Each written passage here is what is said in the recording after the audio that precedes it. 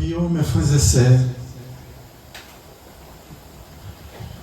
Éternel notre Dieu, c'est lui qui ne connaît aucun changement ni ombre de variation, car de lui et pour lui sont toutes choses, car tu es le rocher, l'œuvre parfaite, car par une seule offrande, il a rendu parfait à perpétuité ceux qui sont sanctifiés. Je t'adore, mon Sauveur, Jésus-Christ, mon Dieu, et je te rends ton culte à toi seul, car de toi vient l'espoir, Christ, puissance de Dieu et sagesse de Dieu. Éternel notre Dieu, El Elohim, le créateur du ciel et de la terre, je te louerai sans fin pour tout ce que tu as fait. De tout mon cœur, je vais te louer, Seigneur, et raconter toutes tes merveilles. Même si les collines venaient à s'imbraler, même si les montagnes venaient à changer de place, l'amour que j'ai pour toi ne changera jamais. Je te louerai toujours, mon Seigneur Jésus-Christ. Louons Dieu, le Père de notre Seigneur Jésus-Christ. Il nous a bénis dans notre union avec le Christ en nous accordant toutes les bénédictions spirituelles dans le monde céleste.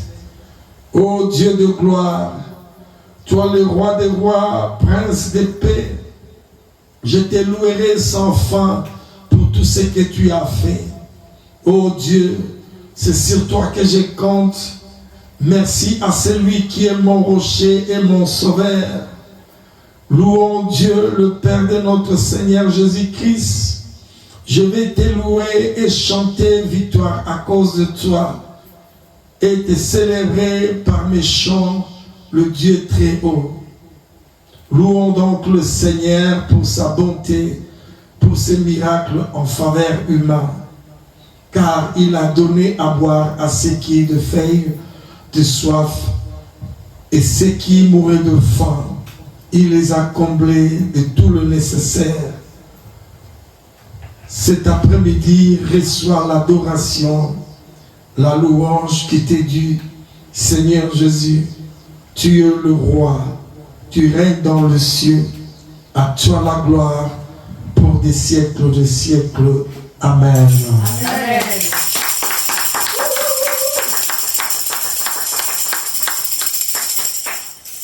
Alléluia. Amen. Nous allons prendre nos Bibles dans le livre d'Exode 17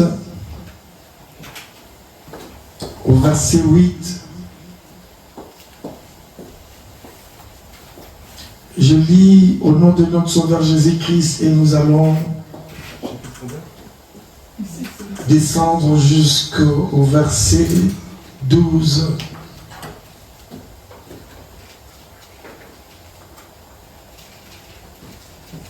Conflit avec Amalek. Amalek vint combattre Israël à Rephidim. Alors Moïse dit à Josué, choisis-nous les hommes, sors et combat Amalek. Demain, je me tiendrai sur le sommet de la colline, la verge de Dieu dans ma main. Josué fit ce que lui avait dit Moïse pour combattre Amalek. Et Moïse, Aaron et Hur montèrent au sommet de la colline. Lorsque Moïse élevait sa main, Israël était le plus fort. Et lorsqu'il baissait sa main, Amalek était plus fort. Le main de Moïse était fatigué. Ils prirent une pierre qu'ils placèrent sous lui et il s'assit dessus. Aaron et Hur soutenaient sa main l'un d'un côté et l'autre de l'autre. Et ses mains restèrent fermes jusqu'au coucher du soleil. Et Josué vaincut Amalek et son peuple au tranchant de l'épée. L'Éternel dit à Moïse, écris cela dans le livre pour que les souvenirs s'en conservent et déclare à Josué que j'effacerai la mémoire d'Amalek de dessous le ciel.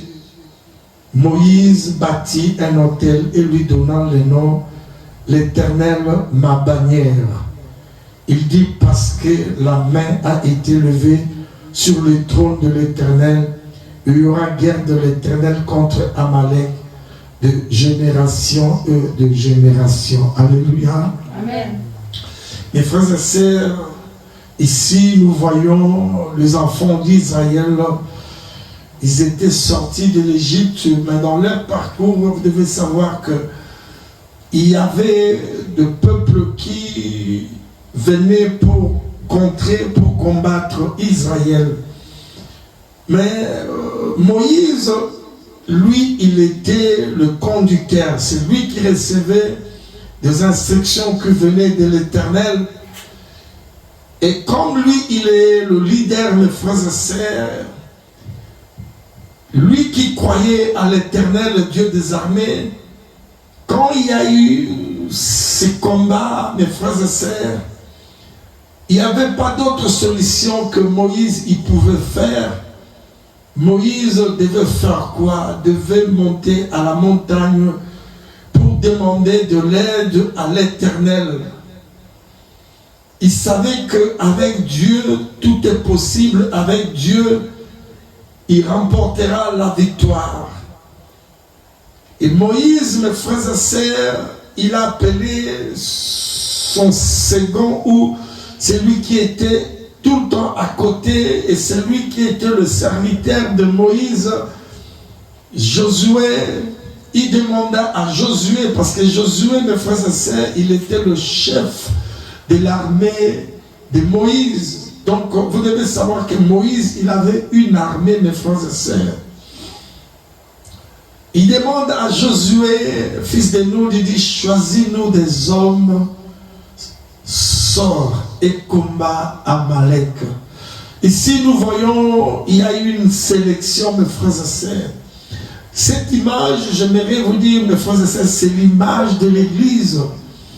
Et quand nous voulons faire un parallélisme, nous voulons regarder aussi, Jésus, il avait choisi aussi des disciples, des hommes, à l'exception de Judas. Parce que Jésus aussi, il voulait que l'enseignement qu'il va donner aux disciples, il voulait que ces hommes puissent aller propager sa parole. Il tenait beaucoup à ces hommes, il tenait beaucoup, il a mis vraiment son amour aux disciples. Il avait choisi, mes frères et sœurs. Mais quand nous regardons, il y avait beaucoup de soldats. Il a dit choisis, donc il y avait une sélection. Mes frères et sœurs, dans l'église, on ne peut pas donner à tout le monde des responsabilités. L'homme de Dieu doit choisir, mes frères et sœurs, des hommes fidèles, des hommes capables, des personnes qui ne peuvent pas abandonner, et des gens qui ont le cœur vraiment de servir Dieu. Il faut que l'homme de Dieu puisse vraiment chercher la face de Dieu en choisissant des responsables, et ces responsables, ils seront fidèles de faire le travail de Dieu, des responsables qui seront à l'heure à l'église, des responsables qui ont vraiment un cœur de faire avancer le royaume de Dieu. Je ne sais pas aujourd'hui, mes frères et sœurs, si nous pouvons vraiment trouver sur la terre des hommes fidèles. Mais ce que moi j'ai remarqué, la plupart des gens, quand ils viennent à l'église, ils sont fidèles au début parce qu'ils n'ont pas eu ce qu'ils avaient. Mais dès qu'ils ont eu ce qu'ils avaient besoin, et ils abandonnent l'œuvre de Dieu. Mais je lis dans le livre d'Ésaïe, Dieu, il dit, qui enverrai-je? Ésaïe s'est levé, il a dit, Seigneur, me voici, envoie-moi. Qui vraiment, mes frères et sœurs, peut dire à Dieu, Seigneur, me voici, envoie-moi? Qui ces derniers temps peut s'élever, faire le travail de Dieu avec amour et avec crainte? Qui peut s'élever, il met Dieu en premier lieu, mes frères et sœurs? Est-ce que ces derniers temps, nous pouvons vraiment trouver des personnes qui sont fidèles à l'Éternel et Dieu des armées? Des gens qui ont la crainte, des personnes qui sont là pour servir Dieu, pour être à l'air, pour prendre soin de la maison de Dieu. Mes frères et sœurs, nous nous approchons auprès de Dieu parce que nous avons besoin de quelque chose. Est-ce que ton travail, tes affaires sont plus que l'Éternel et Dieu des armées? Dieu, c'est un Dieu jaloux, mes frères et sœurs. Dieu, il a dit dans sa parole, mets-moi en premier lieu et tu dois me servir avec crainte. Mais nous voulons, mes frères et sœurs, que Dieu, il soit là quand nous demandons quelque chose. Amen. Nous voulons, quand nous prions, que Dieu puisse nous répondre. Mais j'aimerais te demander, est-ce que la manière où toi tu marches avec Dieu, est-ce que c'est Dieu là peut te bénir? Mes frères et sœurs, Dieu, il sait tout. Dieu, il connaît tout. Dieu, il sonde le cœur. Aujourd'hui, mes frères et sœurs, il n'y a pas la crainte de Dieu. Aujourd'hui, mes frères et sœurs, beaucoup, ils ont abandonné Dieu. Beaucoup, ils ont laissé l'œuvre de Dieu, mes frères et sœurs. Ils se contentent de choses du monde. Mais quand ils ont des problèmes, et là, vous verrez qu'à ce moment-là, ils sont là pour gêner et pleurer. Mes frères et sœurs, Dieu, il donne, mais il sait. Il sait pourquoi il te donne. Alléluia. Amen. Dieu, il sait pourquoi il te donne. Mais il y a des moments aussi, quand nous lisons la parole de Dieu, nous allons voir aussi que quand Israël, mes frères et sœurs, ils ont déplaît à l'Éternel, et l'Éternel les avait oubliés pendant 7 ans. Il y avait des moments aussi pendant 14 ans. Et Dieu n'écoutait même pas ce qu'il faisait. Leur souffrance, quand l'ennemi venait, il prenait leurs affaires parce que la main de Dieu était enlevée sur eux. C'est pour cela, mes frères et sœurs, nous devons faire attention de prendre les choses de Dieu en premier lieu. Toi, tu veux que l'Éternel puisse te bénir, mais toi, tu ne t'occupes pas des choses de Dieu. Tu ne fais pas attention, tu ne prends jamais soin des œuvres de Dieu. Mais nous voulons seulement, Dieu donne, Dieu fait ça. Moïse, il dit à Josué, choisis-moi des hommes fidèles et sors et combat Amalek. Est-ce qu'aujourd'hui, nous avons vraiment des chrétiens qui sont appelés, qui ont vraiment le cœur de servir Dieu, et ces gens-là sont là pour prier, pour détruire les œuvres des ténèbres, pour libérer nos frères et sœurs. Il nous a donné le pouvoir. Il nous a dit de chasser les démons comme Jésus l'avait choisi ses disciples. Ses disciples, ils ont écouté la parole de Dieu et ils ont fait l'œuvre de l'Éternel. Moïse dit à Josué, je me tiendrai sur le sommet de la colline, la verge de Dieu dans ma main. Josué, c'était quelqu'un qui était fidèle à Moïse. Et quand vous regardez l'histoire, vous allez voir que quand Moïse était mort, Dieu, il avait choisi Josué. Il a dit que Josué est serviteur de Moïse. Josué, il n'était pas serviteur de Dieu, mais il était au service de Moïse. Il était une personne qui était fidèle. Tout ce que Moïse lui demandait, il le faisait. Est-ce qu'aujourd'hui, c'est que le pasteur te demande de faire, est-ce que tu le fais avec amour ou tu fais ce qu'on te demande?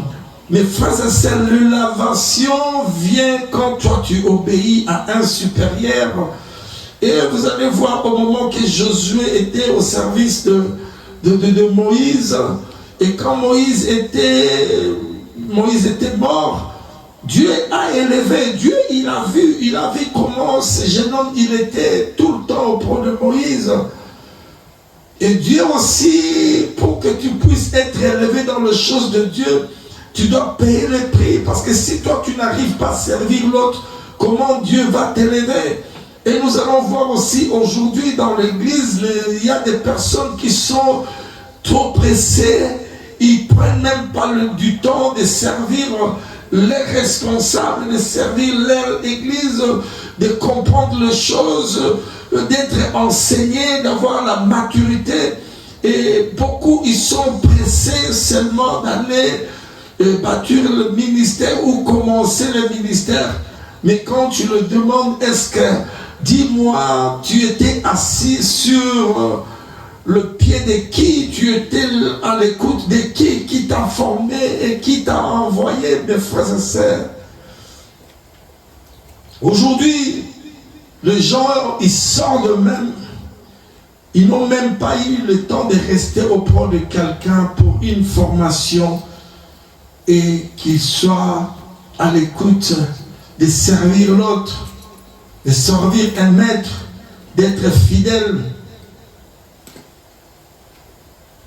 Moïse, il dit, je vais monter avec Aaron et Hur au sommet de la colline.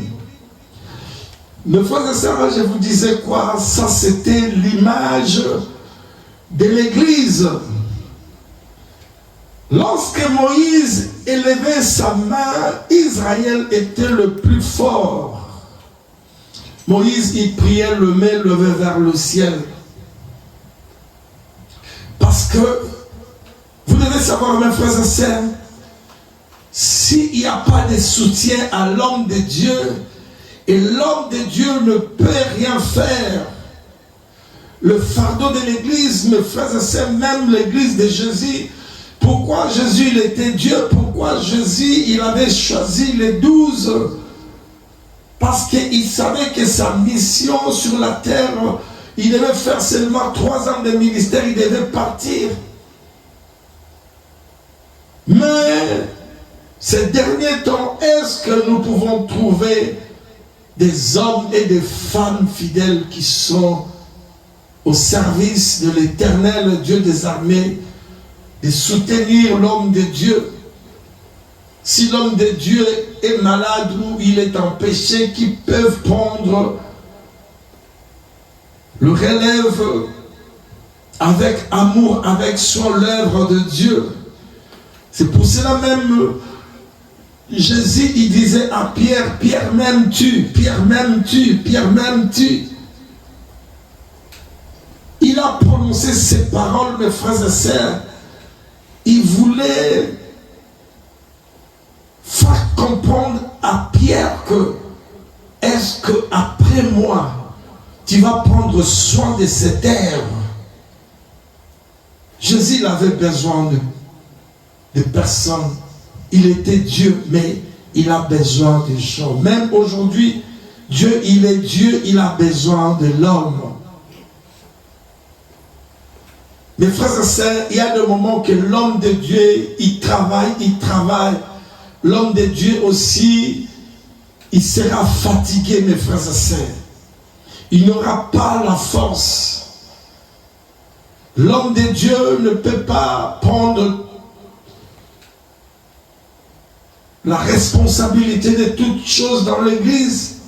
L'homme de Dieu ne peut pas officier. L'homme de Dieu ne peut pas chanter. L'homme de Dieu ne peut pas aller prier. L'homme de Dieu, parce que c'est un homme.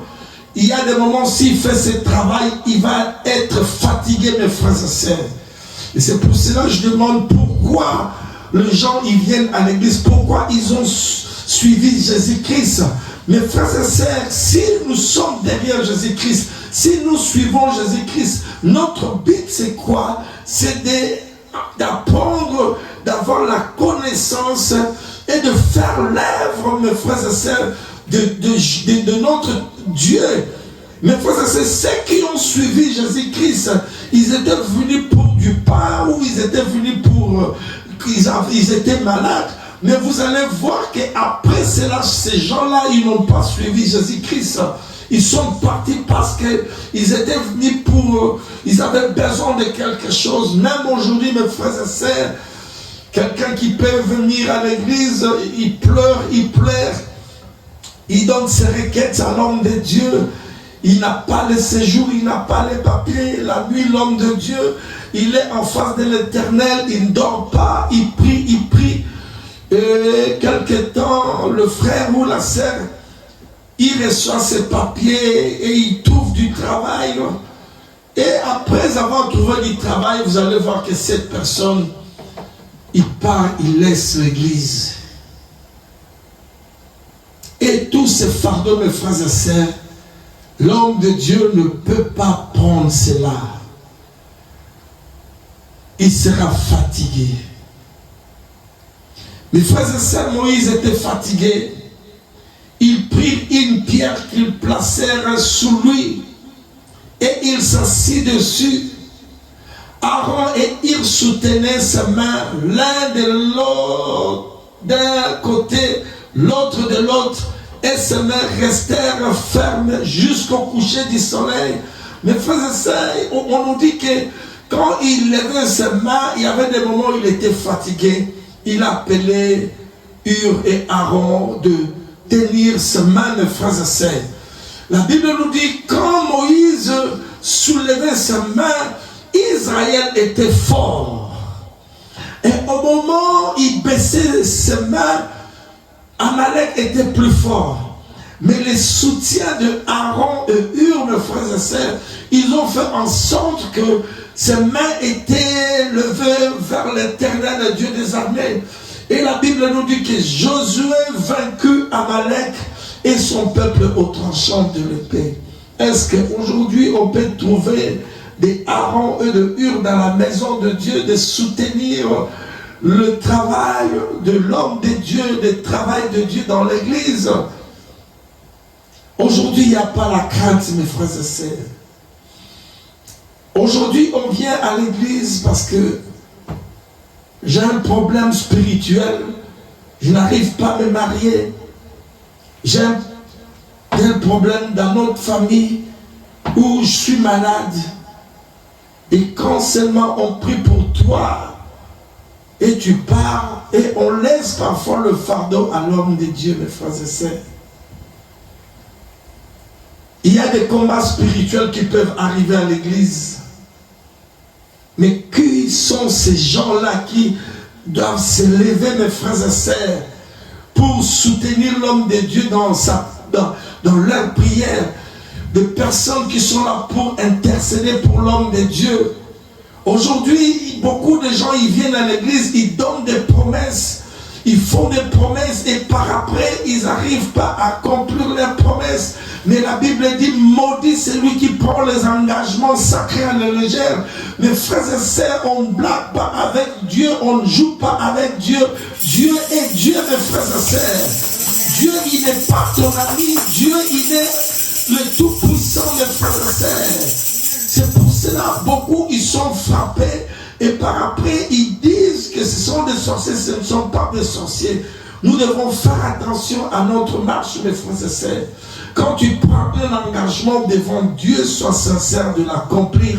Combien de personnes, ils ont pris les engagements et par après, ils ont abandonné cela. Choisis-nous des hommes et sors et combat Amalek. Demain, je me tiendrai sur le sommet de la colline.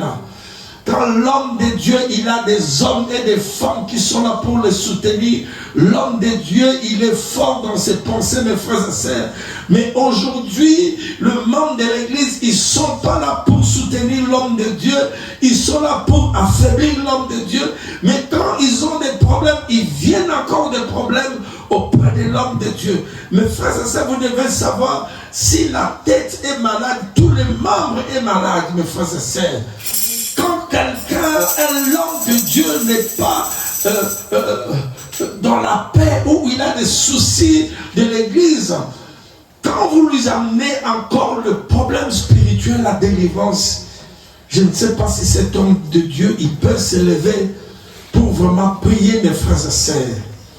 Moïse, il a dit, je me tiendrai sur le sommet de la colline. Qu'est-ce qui s'est passé, mes frères et sœurs? La Bible dit, il prit une pierre qu'ils placèrent sur lui et il s'assit dessus. Depuis les temps anciens, les baptiseurs ont utilisé des pierres angulaires dans leur projet de construction. Une pierre d'angle était la pierre principale, généralement placée à l'angle d'un édifice quand on baptisait l'église, pour guider les ouvriers dans leur parcours.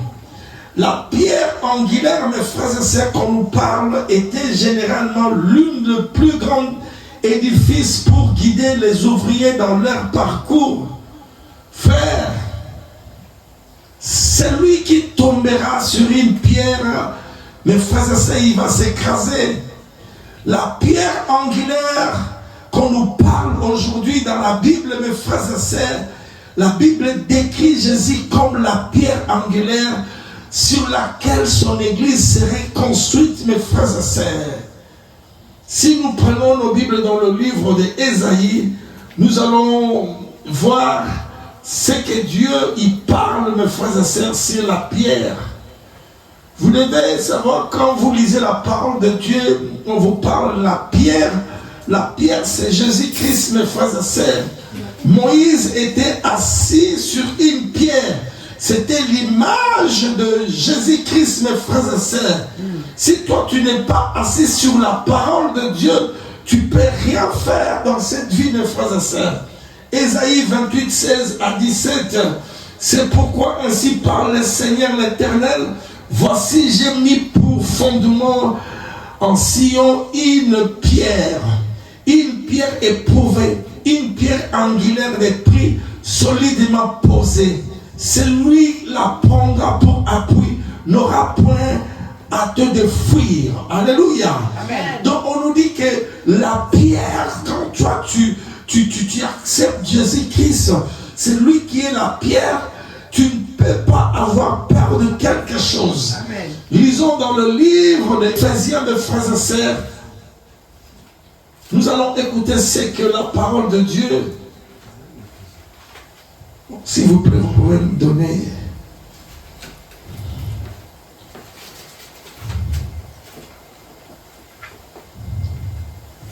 De 19 à 21.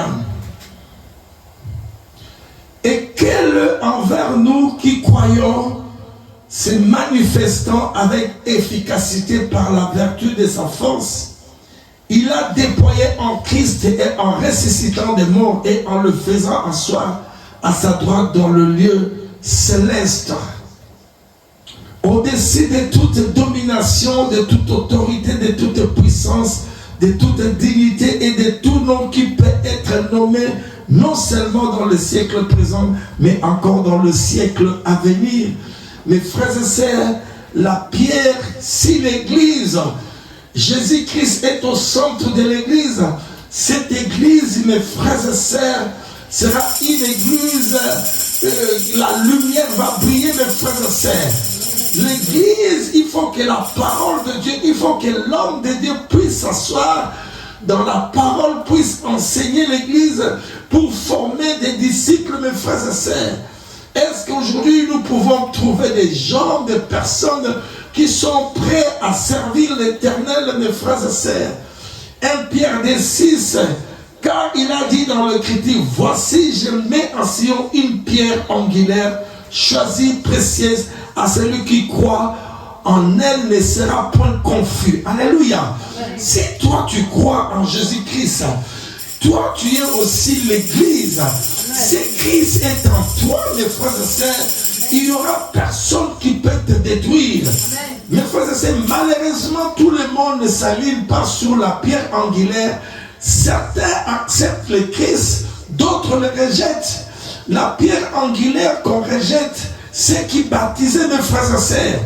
Nous pouvons voir dans la parole de Dieu, lorsque les mages d'Orient ont appris la nouvelle de l'arrivée de Messie, ils ont décidé de lui apporter de l'or, de l'encens et de la myrrhe.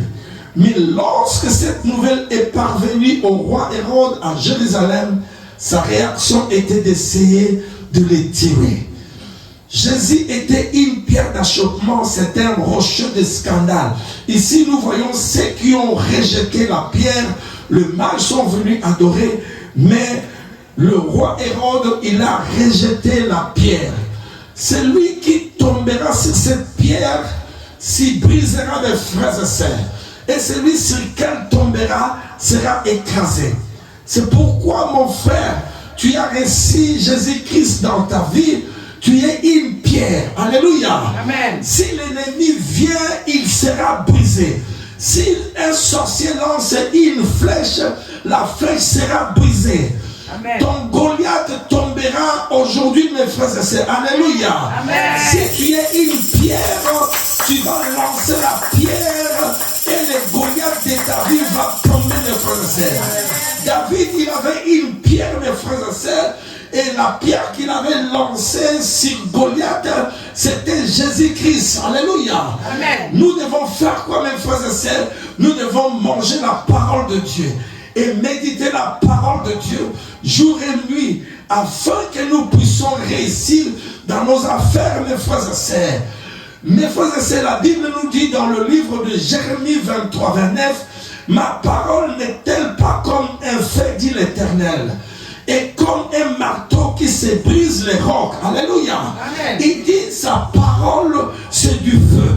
Quand toi tu prends la parole, quand toi tu manges la parole, mes frères et sœurs, quand tu commences à faire des déclarations, et ce qui va sortir de ta bouche, c'est le feu qui va sortir, mes frères et sœurs. Et c'est le feu là qui ira pour brûler, mes frères et sœurs. Le feu a le rôle de brûler, mes frères et sœurs. Oh, gloire à notre Seigneur, mes frères et sœurs. Tu vas brûler les hôtels sataniques, tu vas brûler leurs miroirs, tu vas brûler leurs écrans spirituels. Dis après moi, mes frères, dans le livre de Psaume 49, il dit, ta parole c'est une lampe à mes pieds. Alléluia. Amen. Quand toi tu as la parole de Dieu, quand tu marches, et la lumière va éclairer ton chemin, mes frères et sœurs. Oh, gloire à notre Seigneur.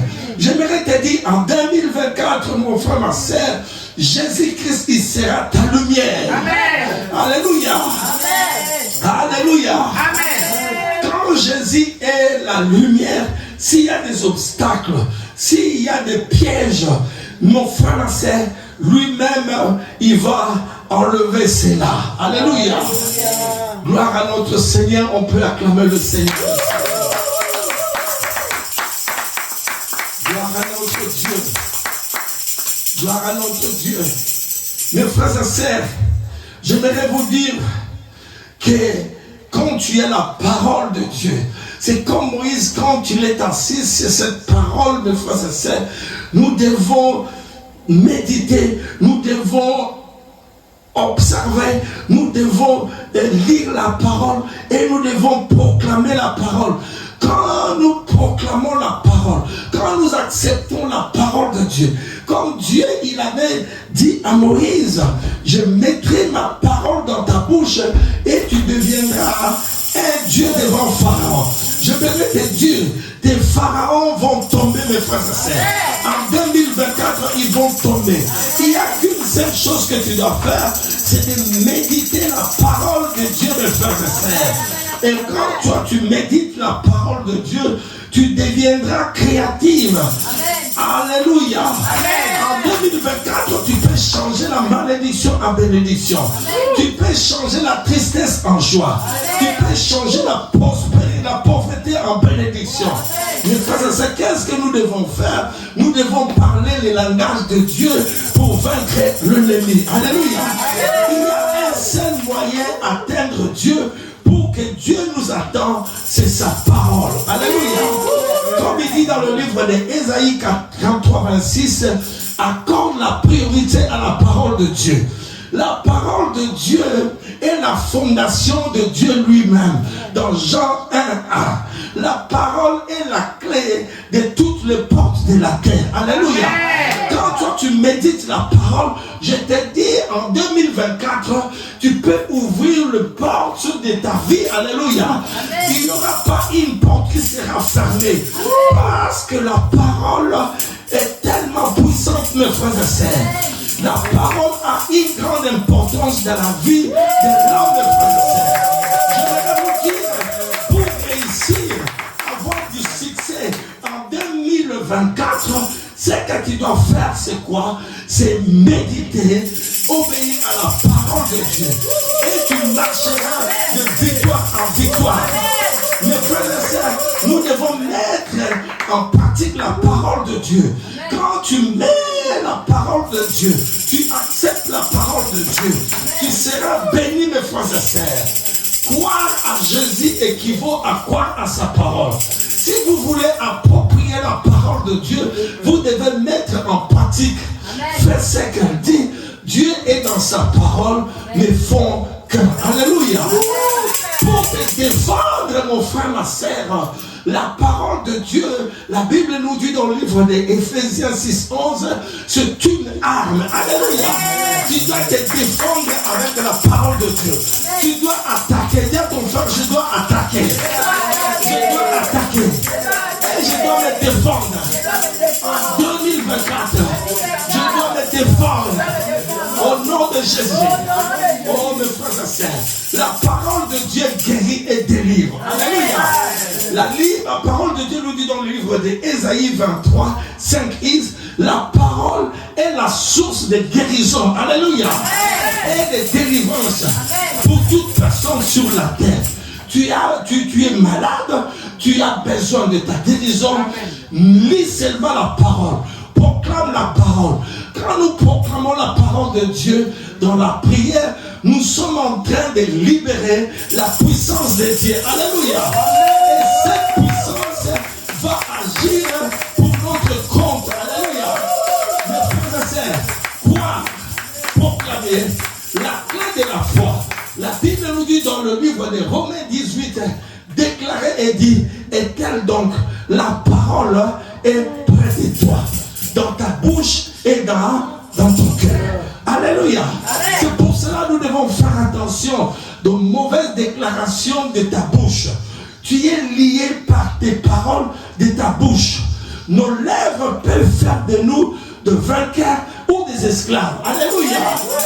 En 2024, dis à ton frère, je vais m'examiner. Ce que je dirai, dans le nom de Jésus, je ferai des déclarations qui vont me donner la réussite. Alléluia. Il ne faut jamais faire de mauvaises déclarations, de dire je suis toujours malade, je n'arriverai pas, je suis bloqué dans ma vie. Qui t'a dit que tu es bloqué? Alléluia. Quand nous proclamons la parole de Dieu en mission, nous obtiendrons la victoire. Dieu est vérité. Donc sa parole est aussi vérité. Alléluia. Sa parole est digne de confiance. Elle est juste. Sa parole est toute puissante et créative. Sa parole est créative et par conséquent, celui qui a aussi la parole de Dieu, à lui devient aussi créatif. Alléluia. Dis en 2024, je dois créer des choses.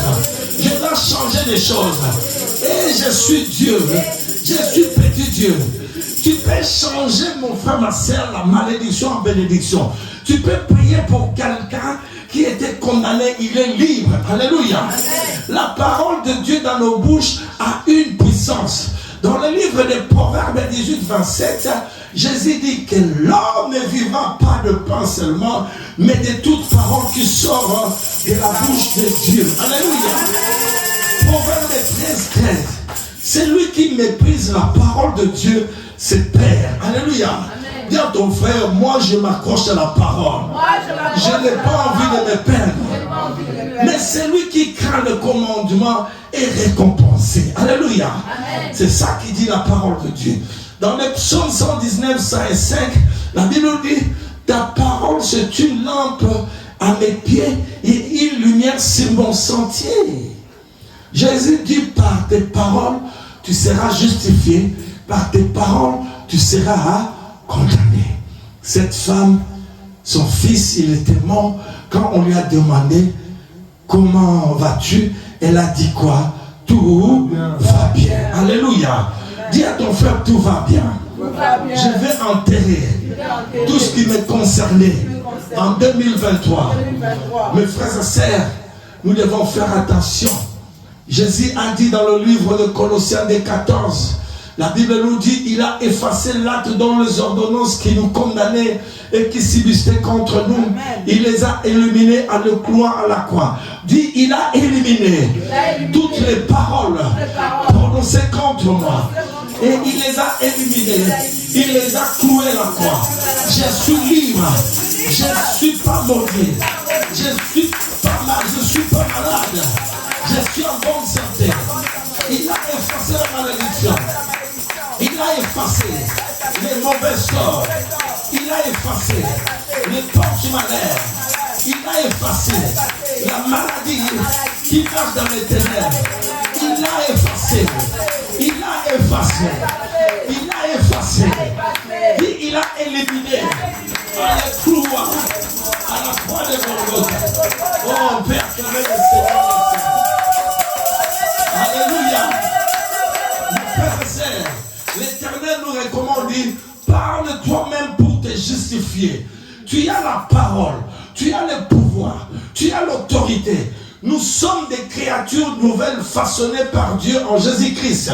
Lorsque vous parlez, mon frère, ma soeur, parle le langage de Dieu. Lorsque vous connaissez vraiment Christ, c'est lui qui guérit, vous connaissez ses promesses et vous commencez à parler le langage de Dieu, c'est la foi. Alléluia. Confessant et réclamant ses promesses, mes frères et sœurs, et nous allons aller de victoire en victoire. Arrêtez de parler maladie. Arrêtez de parler incrédulité. Arrêtez de parler la peur. Arrêtez de parler le découragement. Arrêtez de parler de défaite.